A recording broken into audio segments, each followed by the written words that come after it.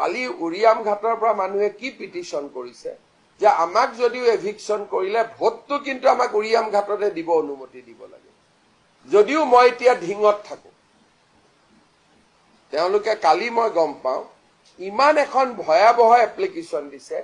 যে এতিয়া মই ঢিঙলৈকে আহিলো মই মৰিগাঁৱলৈকে আহিলো কিন্তু মোৰ ভোটৰ চেণ্টাৰটো উৰিয়াম ঘাটত থাকিব লাগে উৰিয়াম ঘাটৰ এভিক্টেড মানুহখিনিয়ে দিছে ইলেকশ্যন কমিশনৰ ইন্টেনশনটো আপাৰ আসাম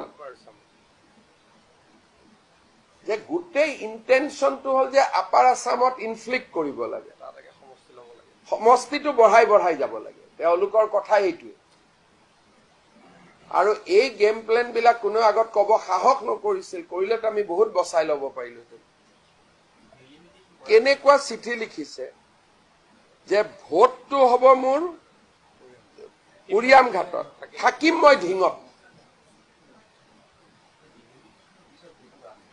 নহয় ডিলিমিটেশ্যনে কি কৰিব পাৰে ডিলিমিটেশ্যনেতো জিঅগ্ৰাফি আৰু পপুলেশ্যনটো চেঞ্জ কৰিব নোৱাৰে উৰিয়াম ঘাটত তেওঁলোকে আৰম্ভ কৰিছিল 1200 ভোটেদি এইবাৰ উৰিয়াম ঘাটত তেওঁলোকৰ ভোট হলহেঁতেন 16,000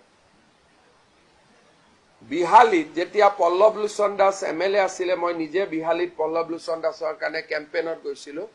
তেতিয়া 1200 আছিল এইবাৰ যেতিয়া কেম্পেইন কৰিব যাওঁ দে আৰ 16,000 নহয় জানো পিছে 12,000 এটা বিহালী মানে অসমীয়া বুজে গোৰ্খা বুজে এটা টিপিক্যাল হিন্দু কনস্টিটুৱেন্সি বিশ্বনাথ গ'ল বিহালীৰ পৰা গহপুৰত আৰম্ভ কৰিলে নাৰায়ণপুৰ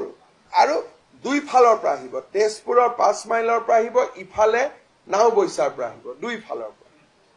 তেওঁলোকে এক জেগাত স্যাটেলাইট ঘাটি এটা পাতি লয় তাৰ পৰা আৰম্ভ কৰে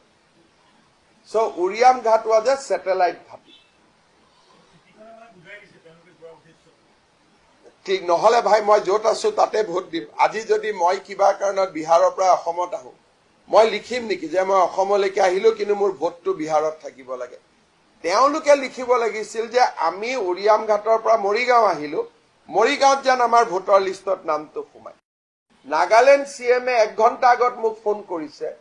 যে নাগালেণ্ডৰ ডেপুটি সিএমও আহিব 23 তাৰিখে চন্দ্ৰপাতেৰো যাব লাগে একেলগে প্লান্টেশন কৰিম আমি